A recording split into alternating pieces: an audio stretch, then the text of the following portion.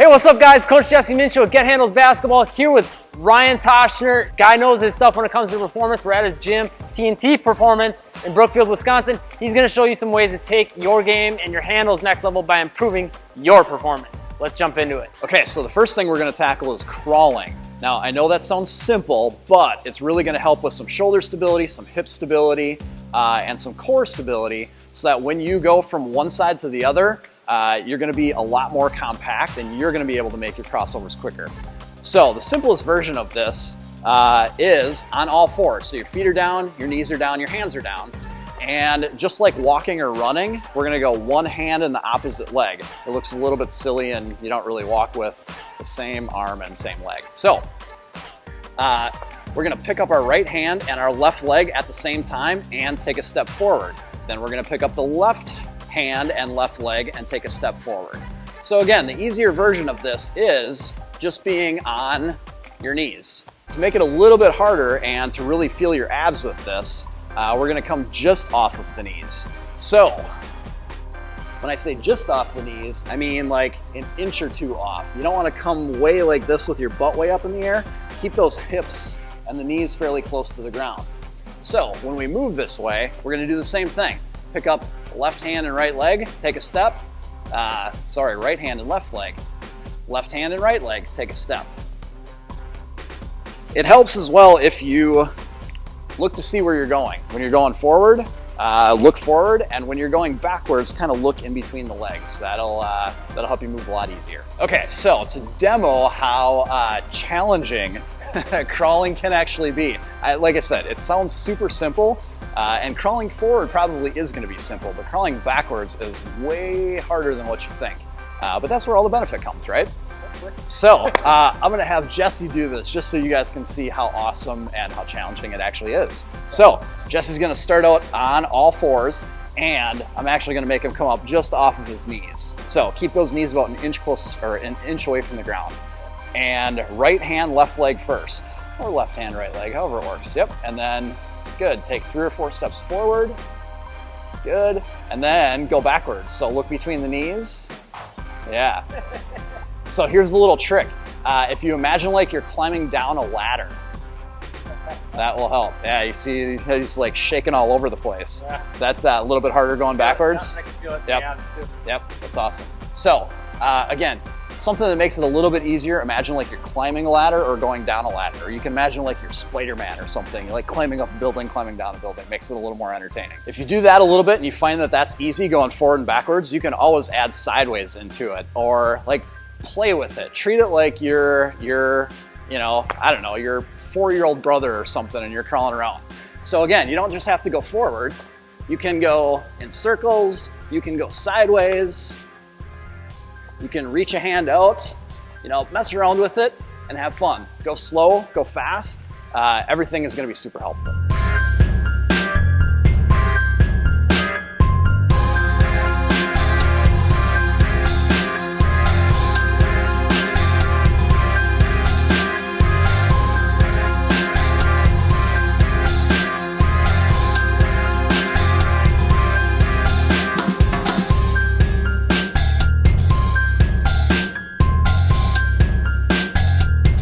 So if crawling really helped you, make sure to subscribe to the channel and you're gonna love this next drill coming up. Okay, so jokers are the next thing we're gonna work on. You might also actually see these as dead bugs. Same name or different name, same thing. So either way, they're still awesome. Crossbody stuff, kind of like the crawling, and it's a great way to, again, work on your abs and work on that stability for making directional changes really quick on the court. So what I'm gonna have Jesse do here is put both of his hands up in the air and both of his legs up in the air. So big thing with this is keeping the knees straight. If his knees were bent at all, yep, so this is not good. If you notice that your knees are bent, go ahead and just lower your legs, yep, so, and straighten them out then, yep. So you're gonna be able to do this at some point with straight legs, you just have to find out where they're straight. If you can't keep your knees straight, while your legs are straight up in the air, just lower your legs a little bit. And so go ahead and come all the way up again. All right, so just like crawling, this is gonna be one opposite side. So take your right hand and lower it down to the ground along with your left leg.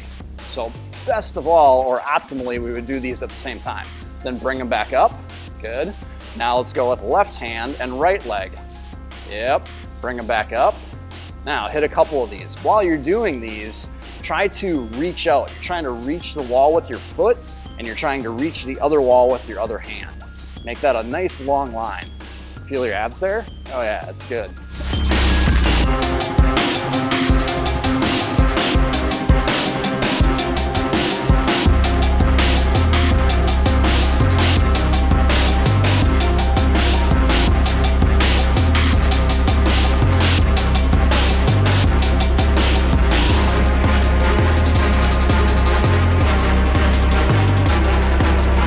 So if you're loving jokers and your abs are on fire just like your shots, leave us a comment and let us know. Okay, so the last drill I'm gonna give you for developing those deadly crossovers is the one-legged deadlift.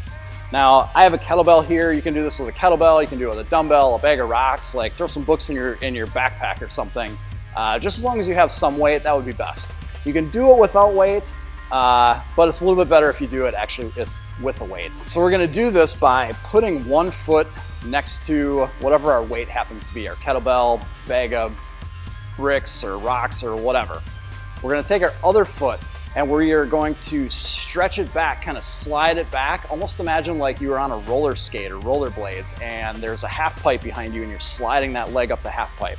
So we're pushing that leg back.